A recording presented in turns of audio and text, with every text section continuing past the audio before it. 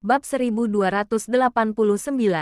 Pria tua itu mengandalkan kejatuhan grup Mor. Ia sendiri juga membawa beberapa anak-anak dan beberapa pengawal wanita untuk mengatasi berbagai masalah. Jadi pria tua itu sengaja mempersulitnya. Jika dengan temperamennya yang dulu, Tracy pasti melawannya hingga akhir. Tetapi sekarang sudah berbeda. Grup Mor sudah tak stabil. Kakaknya tak diketahui masih hidup atau sudah tiada. Ia juga memiliki tanggung jawab melindungi anak-anak. Jika sekarang melawannya secara langsung, takutnya akan menyebabkan bencana besar. Hingga nanti, jika sampai melibatkan anak-anak, ia akan sangat merasa bersalah. Selain itu, ia juga tidak ingin melanjutkan perjuangan melawan keluarga Louis. Entah apapun yang terjadi, pada akhirnya dia merasa dirinya berhutang kepada Duke. Tetapi benar kata Daniel, jika menyerah begitu saja, maka berarti memutuskan jalan sendiri. Jika kedepannya kakaknya ingin bangkit kembali, ini akan mempengaruhi reputasinya. Waktu itu ia berinvestasi proyek ini atas nama grup Mor. Jika sekarang ia diusir keluar, ditambah lagi diumumkan dengan lantang, media pasti akan menuding jelek grup Mor. Saat ini Lorenzo masih belum ada kabar. Keberadaannya pun tidak jelas. Dunia luar sudah menyebarkan rumor jelek tentangnya. Ia tidak boleh menambah beban untuknya lagi. Ketika memikirkan ini, Tracy menoleh kepala dan bertanya, "Kamu punya saran?" "Hal semudah ini masih perlu ditanyakan." Daniel menaikkan alisnya. "Sekarang masalah ini bergantung padaku. Selama aku tidak memberikan tanda tangan, mereka tidak akan bisa mengusirmu keluar. Jadi..." Ia mendekati Tracy dengan menggoda, lalu berbisik di samping telinganya, "Sekarang seharusnya kamu bersikap baik padaku. Membuatku senang, mungkin." Presdir Daniel sedang bermain aturan sendiri. Tracy menyela ucapannya dengan dingin. "Kami keluarga Mor tidak jatuh hingga sehina itu. Ini tidak menarik." Daniel mengernyitkan kening tak senang. "Kamu bisa bermain aturan sendiri. Aku tak bisa. Demi memaksaku membayar utang, kamu memaksaku kerja 2 bulan di bar." Seketika, Tracy tak tahu harus menjawab apa. "Jadi orang harus fleksibel," Daniel berkata dengan nada persuasif. "Selain itu, kita adalah orang sendiri. Air pupuk tidak mengalir ke ladang orang. Kamu terlalu meremehkanku." Tracy kesal dengan sikap Daniel. "Dengan kemampuanku sendiri, aku juga dapat menyelesaikan masalah." "Begitukah?" Daniel mengangkat alisnya. "Aku tunggu." Tracy memutar bola mata ke atas, lalu menoleh ke belakang melihat keluar jendela. Ia malas bicara dengan Daniel. Ujung bibir Daniel melengkung ke atas ketika melihat punggung Tracy. Setelah perjalanan selama 3 jam, akhirnya mereka tiba di rumah kecil di pinggiran kota. Setelah tabib Hansen kembali ke kota Bunaken, ia menemukan rumah kecil yang hening. Ini adalah rumah salah satu muridnya. Muridnya bekerja di kota besar, rumahnya kosong. Begitu tahu gurunya kemari, ia sengaja membereskan rumah untuk menyambut tabib Hansen. Mobil masuk ke halaman. Amanda lekas keluar memeriksa. Awalnya ia bersikap waspada, tetapi ketika melihat Tracy, ia lekas menyunggingkan senyuman menyambutnya. "Kak Tracy." "Amanda." Tracy memeluk Amanda dan tersenyum bahagia. "Bagaimana? Kalian baik-baik saja?" "Sangat baik. Tapi guru dia." Amanda agak sedih ketika membicarakan kesehatan tabib Hansen. Setelah pulang, tak lama ia sakit. Ia terus makan obat, tapi belum tampak membaik. Beberapa hari ini ia tampak linglung. "Kenapa bisa seperti ini?" Raut wajah Tracy berubah. Lekas bertanya kepada Naomi, "Kenapa tidak memberitahuku?" "Nona Tracy." "Kak Tracy jangan marah. Guru tidak mengizinkanku memberitahu Kak Naomi." Amanda lekas menjelaskan. "Guru sangat merindukanmu. Cepat masuk lihat dia." "Iya." Tracy masuk ke dalam rumah. Naomi mengikuti dari belakang. Daniel tidak mengikuti ke dalam, hanya bersandar pada mobil sambil merokok. Ryan menunggu di samping, juga tidak ikut masuk. Amanda menyiapkan seteko teh untuk mereka, lalu masuk ke dalam. Bab 1290. Tracy masuk ke dalam rumah. Dia mencium aroma obat yang kuat dan juga mendengar suara Dixon. "Guru, Kak Tracy kemari. Anda jangan gegabah. Sekarang saya akan memanggilnya." Dixon buru-buru berlari keluar. Ia tak sengaja bertabrakan dengan Tracy. menumpahkan obat tradisional yang panas membasahi tubuh Tracy. Karena cuaca dingin, Tracy mengenakan baju tebal, sehingga kulitnya tidak terluka bakar. Hanya saja punggung tangan terciprat sedikit obat, kulitnya memerah dalam sekejap. "Kenapa kamu ceroboh sekali?" tegur Amanda. "Maafkan aku, Kak Tracy." Dixon lekas meminta maaf. "Kakak baik-baik saja kan? Aku pergi ambil salep." "Tidak apa-apa." Tracy meletakkan tangannya di belakang tubuhnya agar tak dilihat mereka. "Mana tabib Hansen?" "Sedang berbaring di atas ranjang." "Mari aku antar," ucap Dixon. Iya, Tracy berjalan masuk ke dalam kamar. Ia melihat tabib Hansen berbaring di atas kasur kayu. Ia sedang mengerutkan mata dengan serius, mengamati ke arah pintu dengan harapan. Wajah pucatnya penuh dengan penantian. Tracy tak bisa menahan diri. Matanya basah. "Guru, Kak Tracy datang melihatmu." Amanda memanggil dengan suara kecil. "Baik, baik." Tabib Hansen ingin duduk, tetapi ia tak punya tenaga. Dixon dan Amanda lekas memapahnya untuk bersandar di kasur, memberikannya minum obat. Ia baru tampak lebih baik. Tracy duduk di samping ranjang, menggunakan sapu tangan katun untuk mengusap noda obat di mulut. "Tabib Hansen, maafkan aku. Jika bukan karena mengikutiku kemana-mana, Anda tidak akan sakit," ucapnya dengan perasaan bersalah. "Anak bodoh, ini tidak ada hubungannya denganmu." Tabib Hansen tersenyum. "Tahun ini aku sudah berumur 99 tahun. Dapat hidup di umur ini sudah termasuk panjang umur. Orang semakin berumur, tubuh juga semakin menua. Suatu hari akan ada hari seperti ini. Jika tidak mengikutiku ke luar negeri, Anda dapat hidup hingga umur 200 tahun. Suara Tracy semakin serak. "Hahaha." Tabib Hansen tak bisa menahan diri untuk tertawa. "Anak bodoh, 200 tahun. Hidup jadi siluman." "Bukan begitu." Tracy juga tertawa mendengarnya. "Jangan asal berpikir." Tabib Hansen menepuk-nepuk punggung tangannya dan menenangkannya. "Meskipun aku mengalami banyak kesulitan di paruh pertama hidupku, namun kemudian paruh hidup keduaku sangat menyenangkan. Itu karena aku bertemu dengan ayahmu. Teman baikku ini, ia banyak membantuku. Makanya aku bisa hidup selama ini. Ketika terjadi insiden dengannya, aku sangat merasa bersalah. Aku benci pada diriku sendiri yang tidak bisa melakukan apapun untuknya. Kemudian kamu datang mencariku. Aku senang sekali. Aku berpikir berhutang pada ayahmu akhirnya dapat kubayar. Jadi, aku sangat senang dapat melakukan sesuatu untukmu. Terima kasih." Tracy mengucapkan dua kata ini dengan suara serak. Air matanya menggenang. "Untung saja kamu dan Carla sudah sembuh. Sekarang aku juga tak ada beban lagi. Kedepannya jaga diri kalian. Dengan begitu aku akan merasa tenang." Tabib Hansen sangat emosional. "Jika boleh, bawa anak-anak bertemu denganku. Aku takut tidak akan bisa bertemu dengan mereka lagi. Besok aku akan membawa anak-anak kemari." Tracy lekas mengatur. "Apa ada hal lain lagi?" "Masih ada satu. Aku ingin kembali ke kampungku, kota tua, menjalani hidup terakhir dengan tenang." Tabib Hansen mendesah. Tetapi tubuh ini sudah lemah. Takutnya tidak sanggup lagi naik pesawat. "Serahkan masalah ini padaku. Aku akan mengaturnya." Baru saja bicara, Naomi lekas mengatur pesawat khusus medis. "Masih ada satu hal lagi." Tabib Hansen menggunakan seluruh tenaganya menunjuk Amanda dan Dixon. "Mereka sudah mengikutiku begitu lama, selalu fokus pada pengobatan tradisional, tidak belajar hal lain. Mereka tidak paham dengan dunia luar. Aku takut setelah aku pergi, mereka tidak punya orang untuk diandalkan dan akan. Anda tenang saja, kedepannya aku akan membantu Anda menjaga mereka."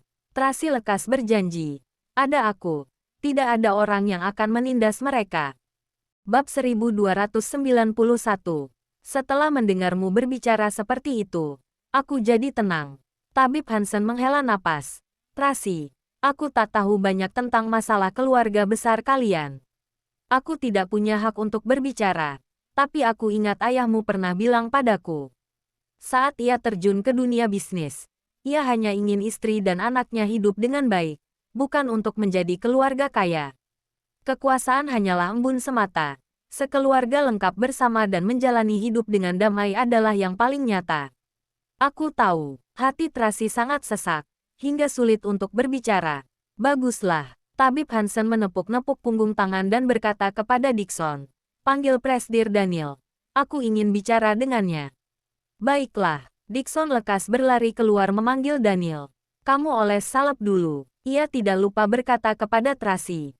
Dan juga, aku rindu sekali dengan masakan bubur tulang igamu. Sekarang aku akan memasaknya. Tracy pergi menuju dapur. Amanda pun ikut membantu. Mengolesinya salep dan membalut lukanya.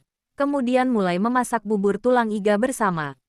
Di sisi lain, Daniel dan Ryan masuk ke dalam kamar. Ketika melihat tabib Hansen yang dulunya adalah tabib hebat tiba-tiba terbaring di kasur, hati Daniel semakin rumit. Mengingat tabib ajaib ini juga akan menghadapi hari kematiannya. Di saat bersamaan, racun di dalam tubuhnya juga tak memiliki harapan sama sekali. Masuk.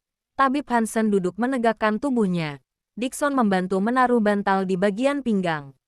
Halo, Tabib Hansen. Daniel berjalan masuk dan menyapanya dengan hormat. Aku selalu ingin bertemu denganmu, tapi selalu tak ada kesempatan. Tabib Hansen memincingkan matanya dan mengamati Daniel. Duduklah, biar aku periksa. Daniel agak ragu. Ryan melihat keluar, menutup pintu kamar. Tak perlu cemas. Aku sudah memintanya memasak bubur. Amanda berada bersamanya. Tanpa ada perintah dariku, mereka tidak akan kemari untuk sementara waktu. Tabib Hansen dapat melihat kekhawatiran di dalam hati Daniel. Daniel agak terkejut. Sepertinya Tabib Hansen tahu segalanya. Duduk. Tabib Hansen menunjuk posisi di sampingnya. Daniel duduk dengan patuh. Dixon menghidupkan seluruh lampu agar kamar menjadi lebih terang. Tabib Hansen mengamati Daniel dengan cermat. Tak beberapa lama kemudian, ia meyakinkan kepala dan menghela napas. Salah langkah, salah langkah. Tabib Hansen, apa Presdir Daniel kami dapat disembuhkan? Ryan tidak bisa menahan diri untuk bertanya. Waktu itu seharusnya memeriksamu dengan cermat. Waktu itu bisa dibudidayakan. Masih tertolong. Sekarang setelah ditunda begitu lama, Tabib Hansen mendesah tak berdaya. Selama ini kamu seharusnya menerima pengobatan kan?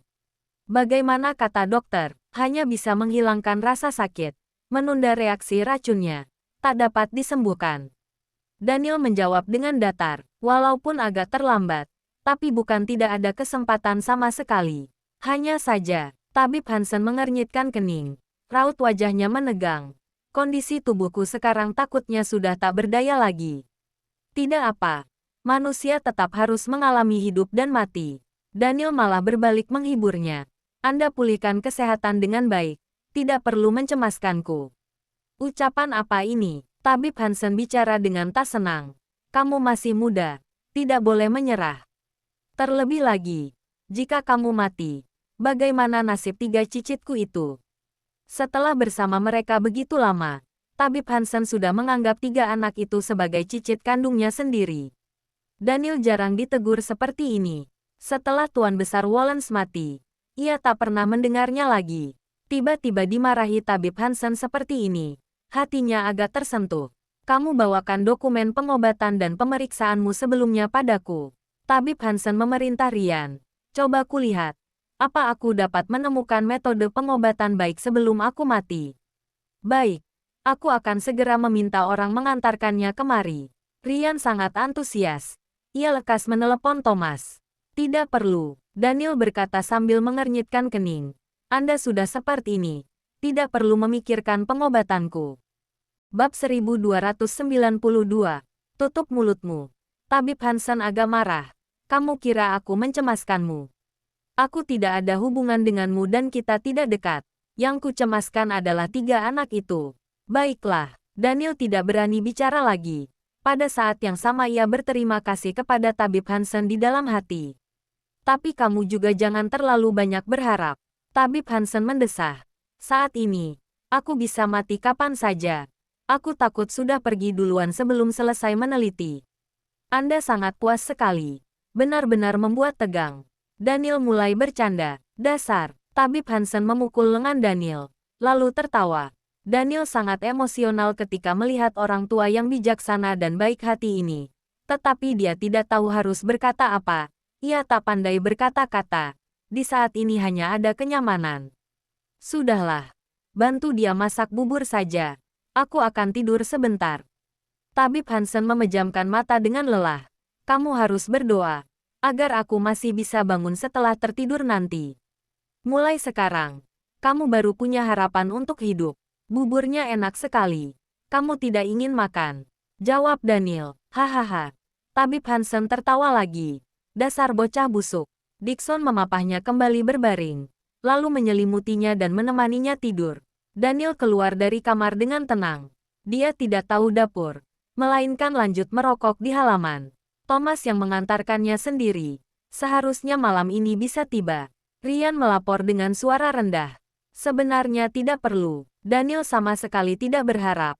Tabib Hansen sudah sakit parah. Mata saja sudah sulit dibuka. Di saat seperti ini, lebih baik jangan menyusahkan orang lain.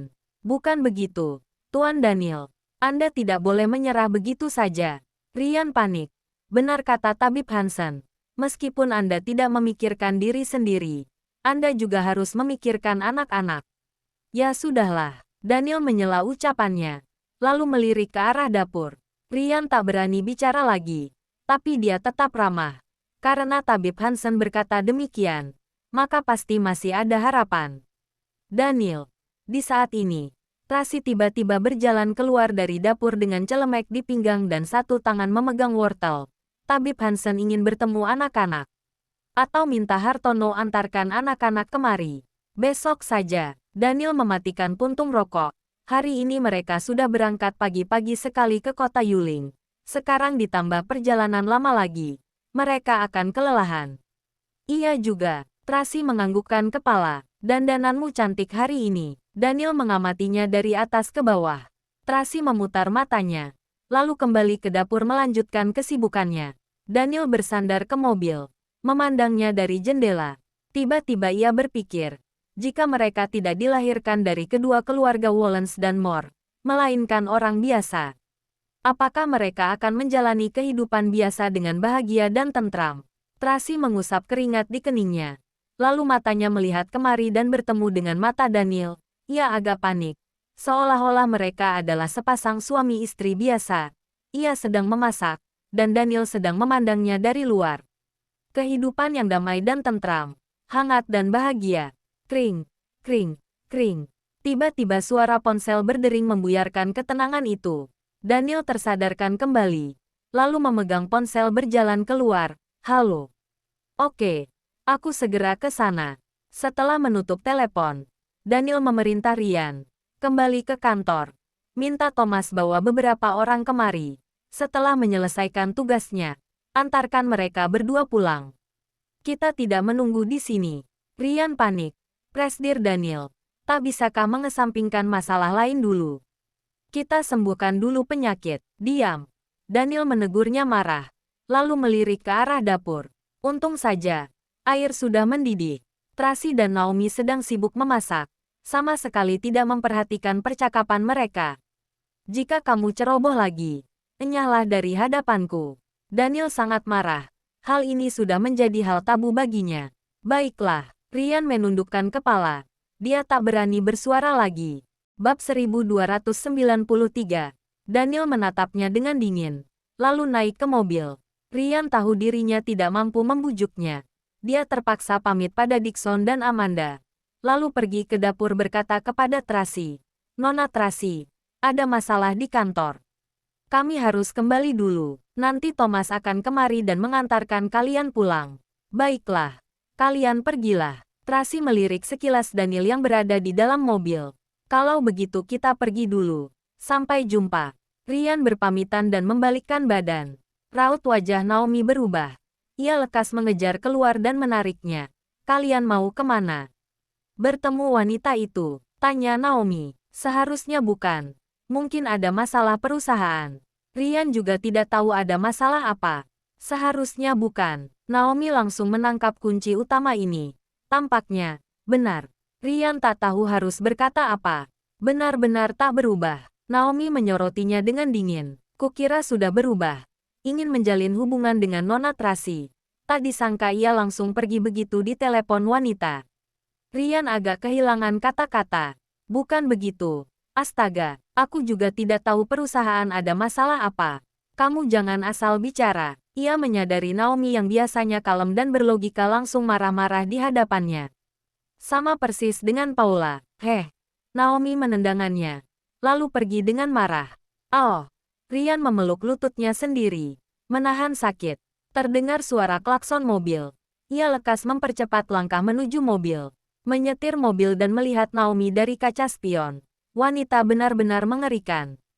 Desahnya tak berdaya. Dipukul. Daniel tampak senang atas bencana yang dialami Rian.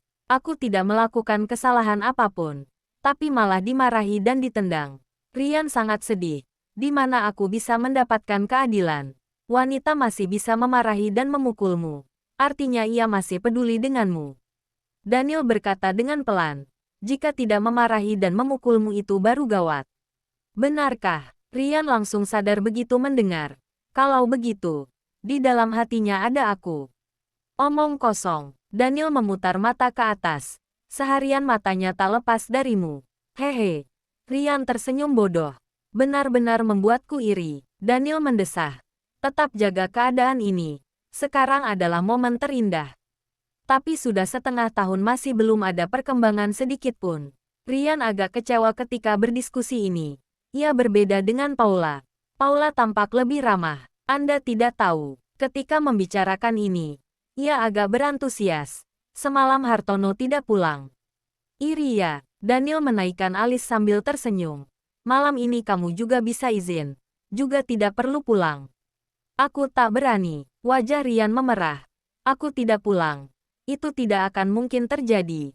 Ia tak semudah itu ditangani. Dasar tak berguna. Daniel malas bicara dengannya. Ia menundukkan kepala memainkan ponselnya. Ketika melihat dokumen yang dikirimkan Winnie tadi, dahinya mulai berkerut. Tracy menaruh tulang iga dan bahan-bahan makanan ke dalam panci. Lalu duduk di halaman menikmati cahaya matahari sambil minum teh. Ia teringat Daniel ketika melihat jejak ban mobil di halaman. Hatinya agak kecewa. Mungkin ia pergi untuk bertemu Friska Amberson itu kan. Begitu tak sabaran. Memangnya tak bisa menunggu satu malam dulu. Nona Tracy, bagaimana jika malam ini kita pergi ke kota melihat-lihat? Naomi menyarankan. Setelah menemani tabib Hansen makan malam, mereka juga perlu tidur. Jika kita pulang, mungkin anak-anak juga sudah tidur, lebih baik. Bilang saja jika kamu ingin mencari Rian. Tracy menatapnya. Tidak. Naomi lekas menjelaskan. Masalah utamanya adalah susu tini Winnie Biti sudah habis. Kebetulan sekali kita bisa pergi membelinya. Selain itu, di rumah masih butuh barang lain. Toh, kita juga sudah kemari. Jangan lupa like, komen, and subscribe ya. Terima kasih. Tunggu terus kelanjutannya.